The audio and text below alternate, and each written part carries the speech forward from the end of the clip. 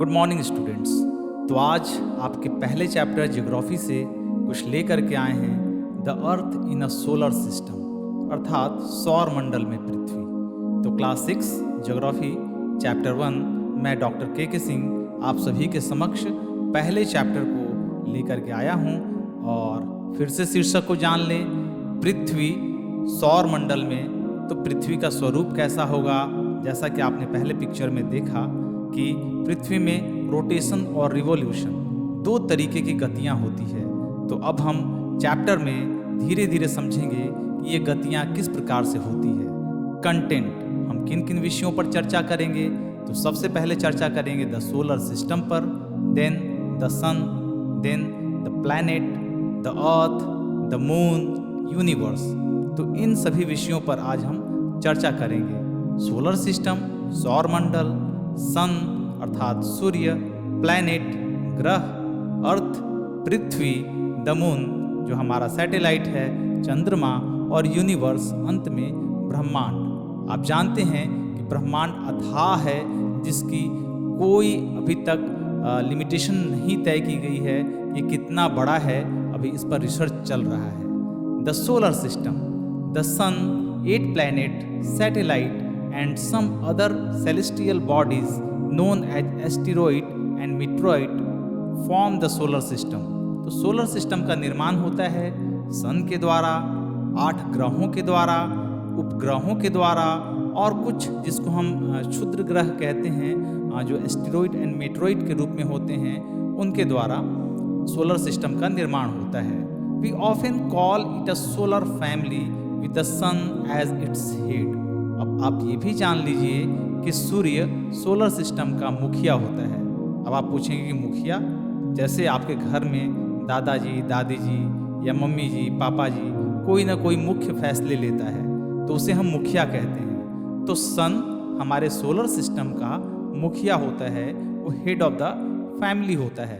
अब head of the family, जैसा कि हमने बताया, सन बिल्कुल सेंटर में होता है, और सन के ही अकॉर्डिंगली जितने भी प्लैनेट होते हैं वो चक्कर लगाते हैं, या आप यूं कह सकते हैं कि वो रिवॉल्यूशन होता है उनका सन के अकॉर्डिंगली। तो पृथ्वी भी रिवॉल्यूशन करती है सन के चारों ओर, जिसे हम परिक्रमण कहते हैं। अब आइए जानते हैं हम सन के बारे में, अर्थात सूर्य के बारे में। The sun is in the centre of the solar system. It is huge and made up of extremely hot gases.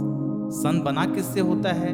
Hot gases से, गर्म गैसेस से सन का निर्माण होता है, और इतना ज़्यादा वो गर्म होता है कि आप परिकल्पना नहीं कर सकते हैं, बहुत ज़्यादा गर्म होता है। आगे, the sun is the ultimate source of heat and light for the solar system.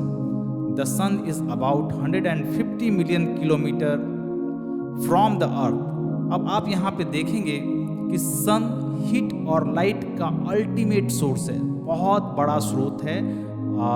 इसके बाद हम आते हैं प्लैनेट्स के ऊपर कि ग्रह। अब देखेंगे आप सभी ग्रह को, there are 8 planet in our solar system. हमारे सौर मंडल में ये 8 ग्रह हैं: Mercury, Venus, Earth, Mars, Jupiter, Saturn, Uranus and Neptune. आप यहाँ देख सकते हैं कि सेंटर पे सन है, और सन के अकॉर्डिंगली डिस्टेंस के हिसाब से प्लैनेट्स को इस पिक्चर में दिखाया गया है, प्रदर्शित किया गया है। फिर से हम दोहराते हैं, Mercury, Venus, Earth, Mars, Jupiter, Saturn, Uranus, Neptune. इससे आप क्रमिक रूप से याद रखेंगे कि सन से डिस्टेंस के हिसाब से किन किन ग्रहों की दूरी आती है। अब आते हैं द अर्थ के ऊपर। अर्थ मतलब हम लोगों का ग्रह।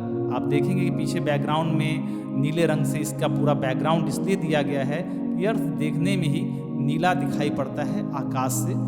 देन आते हैं पॉइंट पे, the earth is the 3rd nearest planet to the sun. In size it is the 5th largest planet. It is slightly flattened at the poles, that's why its shape is described as geoid. Geoid means an earth like shape. अब जब भी पूछा जाए कि अर्थ का shape कैसे होगा, सबसे पहला तो ये 3rd नियरेस्ट प्लैनेट है, सन से तीसरा ग्रह है नज़दीक के हिसाब से, और साइज में ये 5वां बड़ा ग्रह है।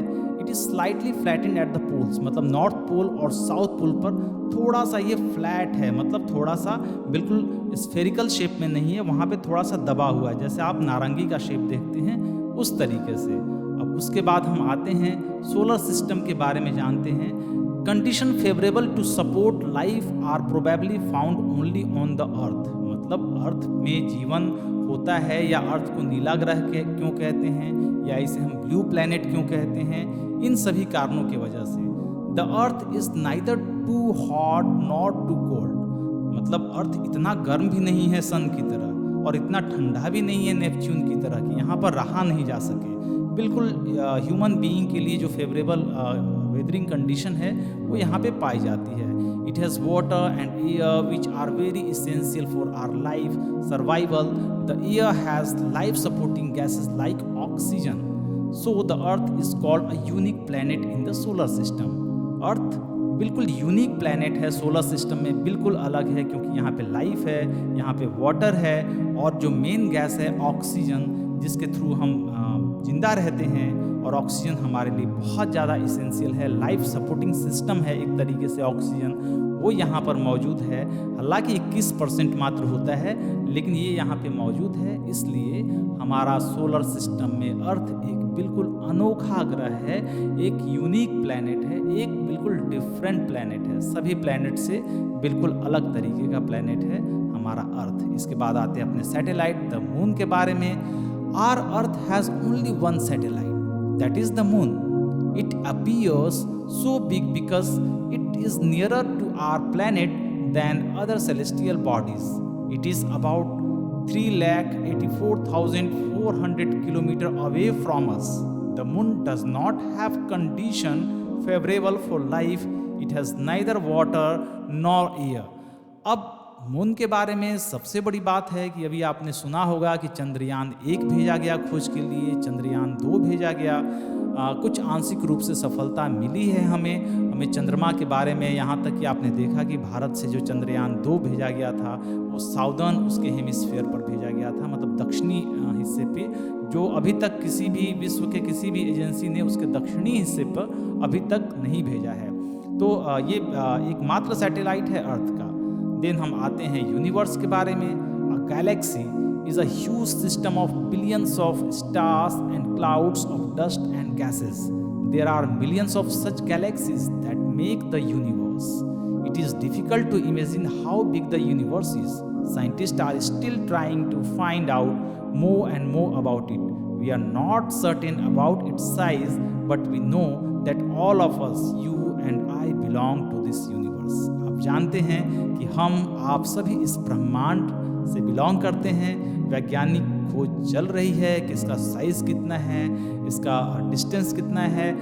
ग्रहों के डिस्टेंस को के बारे में तो लोग जानते हैं कि प्लैनेट कितने डिस्टेंस पर हैं, लगभग उसको प्रकाश वर्ष में मापा जाता है, और जो लाइट ईयर है उसको डिस्टेंस के भी रूप में हम देखते हैं कि ये डिस्टेंस को तय करता है। लेकिन यूनिवर्स कितना बड़ा है ये अभी तक एक आश्चर्य का विषय है, एक वंडर की बात है। अभी तक इस पर वैज्ञानिक रिसर्च चल रहा है। तो निश्चित रूप से हम और आप सभी इस ब्रह्मांड के हिस्से हैं, इस ब्रह्मांड के पार्ट हैं। अब बच्चों, आप सभी के लिए homework, answer the following questions briefly. Number 1, what is meant by the solar system? सौर मंडल से आप क्या समझते हैं? Second, name all the planet according to their distance from sun. Sun से दूरी के आधार पर अलग अलग ग्रहों को सजाएं। Then third, why is the earth called a unique planet? अभी हमने चर्चा किया कि अर्थ को यूनिक प्लैनेट क्यों कहा जाता है। Fourth, what is the third nearest planet to the sun? हमारी पृथ्वी, अभी हमने चर्चा किया। सेकेंड और सबसे लास्ट में question number 5, what is the universe? ब्रह्मांड क्या है, जिसके बारे में अभी हम लोग ने चर्चा किया कि जितने भी सोलर सिस्टम हैं वो एक पार्ट हैं ब्रह्मांड के, वो इस यूनिवर्स के पार्ट हैं, और हम सभी आप इस यूनिवर्स के पार्ट हैं जिसके बारे में वैज्ञानिक रिसर्च चल रहा है। हमारा सोलर सिस्टम भी यूनिवर्स का पार्ट है। बहुत बहुत धन्यवाद आप सभी को ध्यानपूर्वक सुनने के लिए। इसे सुने और जितने भी क्वेश्चंस दिए हैं इसको आप